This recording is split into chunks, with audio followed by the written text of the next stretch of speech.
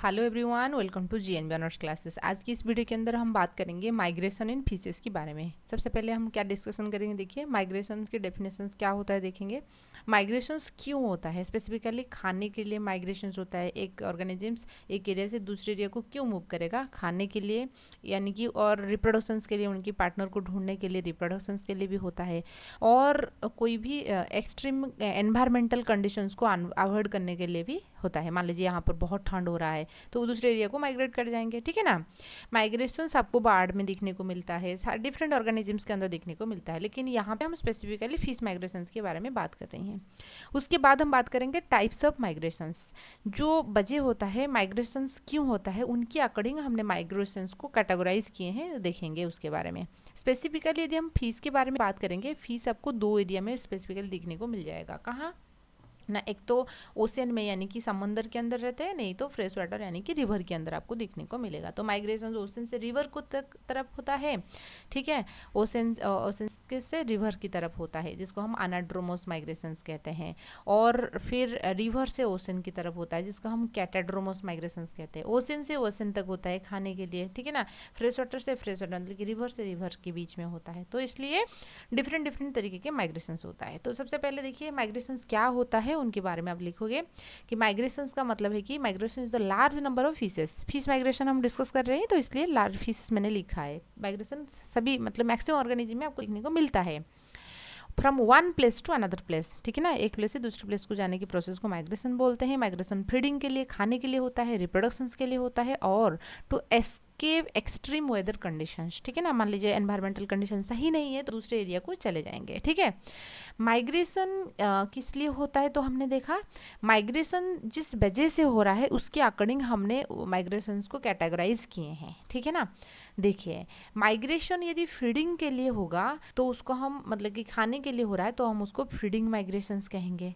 यदि migrations breeding के लिए यानी कि रिप्रोडक्शंस के लिए होता है तो हम उसको स्पाउनिंग कहते हैं, ठीक है ना, स्पाउनिंग कहते हैं।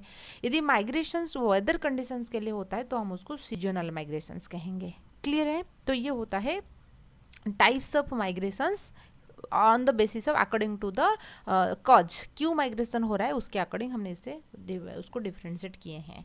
माइग्रेशन से मिलता दो टर्म है, कभी कभी पूछा था, याद रखिए। एक होता है शोलिंग और एक होता है स्कोलिंग, ठीक है। शोलिंग का मतलब है कि बहुत सारे फिशेस जो होते हैं इकट्ठा होके मतलब ग्रुप बना के जाते हैं, सोशली मतलब कि सोशल ग्रुप बनाते हैं, उसको हम शोलिंग कहते हैं।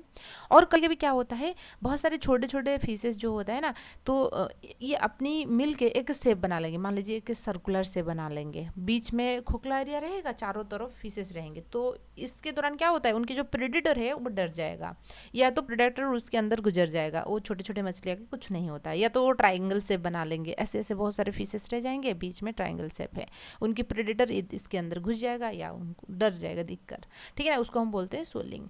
समझ रहे हो ना, ये दो बातें हैं। अब हम बात करेंगे जो टाइप्स ऑफ माइग्रेशंस आपने देखा था, जैसे अब इस तरीके से लिख सकते हो कि फिश दो एरिया में आपको देखने को मिलेगा, सी या तो नहीं रिवर में, ठीक है।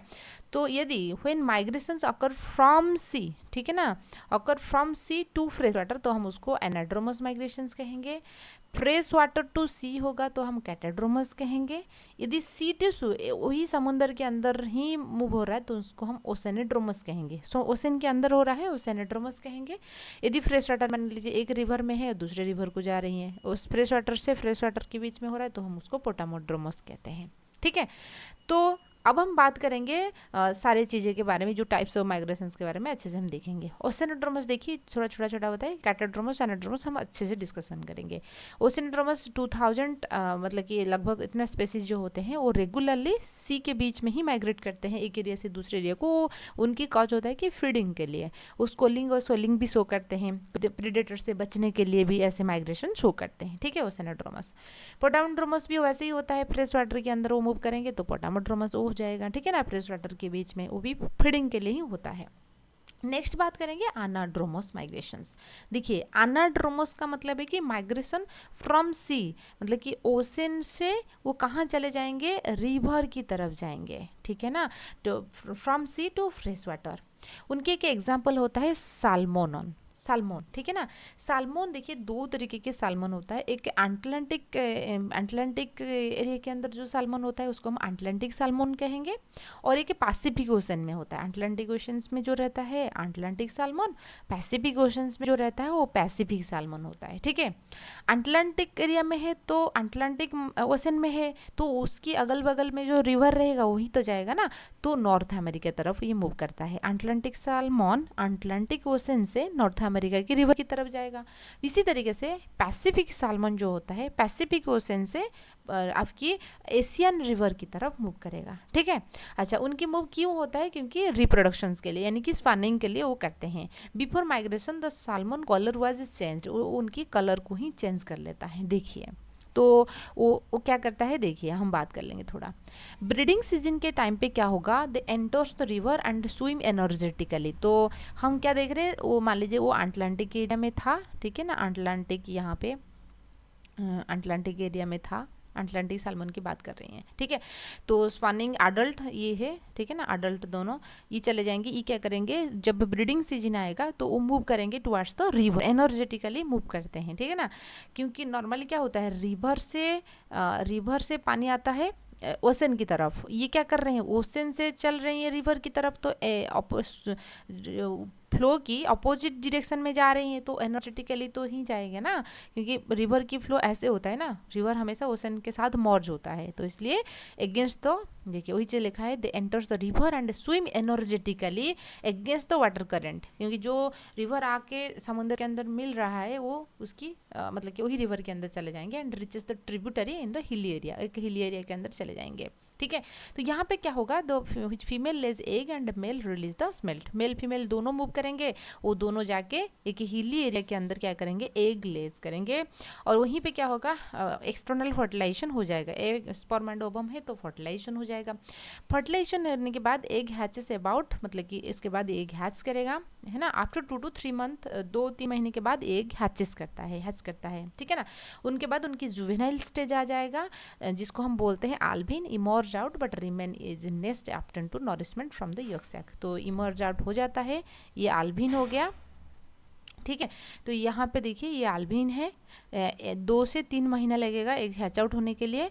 उसके बाद ये क्या करता है, अभी भी यॉक सैक से फीड कर रहा है, उसके बाद उनका बनता है फ्राई स्टेज, ठीक है ना, थोड़ा सा ग्रोथ होगा, उसको हम बोलते हैं फ्राई स्टेज, ठीक है। Juvenile stage emerge out, अल्बिन transfer into fry which feeds on plankton. तो अल्बिन जो था वो यॉक सैक से फीड कर रहा था। अभी जो फ्राई है ये प्लैंक्टन्स, जो प्लैंक्टन्स समझ रहे हो ना, जो प्रोटोजोआन्स पाए जाते हैं समुद्र के अंदर, छोटे छोटे, नेकेड आई में आपको देखने को नहीं मिलेगा, तो फाइटोप्लैंक्टन जो होता है वो उसको फीड करेगा। फीड करने के बाद वो क्या, फिर उस और एक स्टेज को कन्वर्ट हो जाता है जिसको हम बोलते हैं पार सेवरल मंथ के बाद वो डेवलप हो जाएगा। देखिए fries and grow into the fingerlings, जो छोटे छोटे मछलियाँ जो होते हैं ना उसको हम फिंगरलिंस कहते हैं, उसको बोला जाता है पार। They changes into smolt which congregate at the river mouth and large number. तो अभी ये क्या हो जाएंगे, तो ये पार फिर स्मोल्ट हो गया, तो रिवर माउथ का मतलब है कि रिवर की वो हिस्सा जो समंदर के अंदर मिल रहा है उस वहाँ तक वो चले आएंगे, क्योंकि वो पहले वाटर करंट की अगेंस्ट में फ्लो करते हुए हिली एरिया तक चले जाते थे, ठीक ना।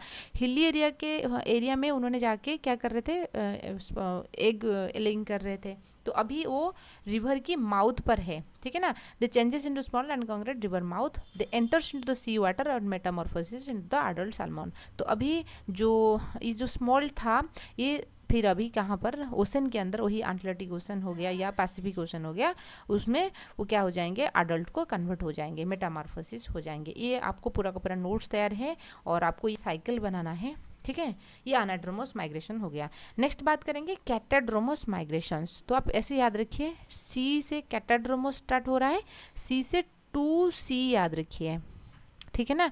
यानी कि फ्रॉम फ्रेश वाटर रिवर से सी की तरफ, ठीक है ना, 2C तो सी कैटाड्रोमस, मैंने ऐसे याद रखी है क्योंकि पूछा जाता है मल्टीपल चॉइस क्वेश्चंस के अंदर भी आपको ऐसे पूछा जाएगा, कैटाड्रोमस माइग्रेशन क्या है, एनाड्रोमस माइग्रेशंस क्या है, ठीक है।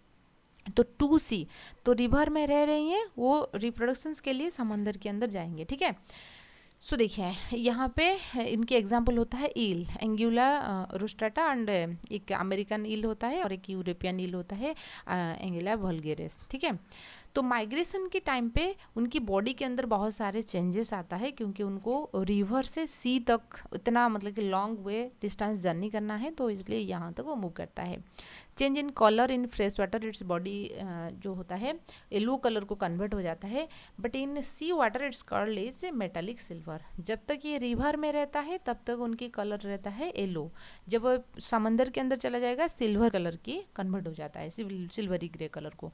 Deposition of large amount of fat in their body as the reserve food, क्यों? क्योंकि उनको ट्रैवल करना है तो इसलिए कुछ फैट को डिपोजिट कर लेता है। बिफोर माइग्रेशन वो क्या करता है, कोई खाना इंटेक नहीं करता है तो इसलिए उनकी जो डाइजेस्टिव सिस्टम हो जाएगा वो स्ट्रिंग कर जाता है।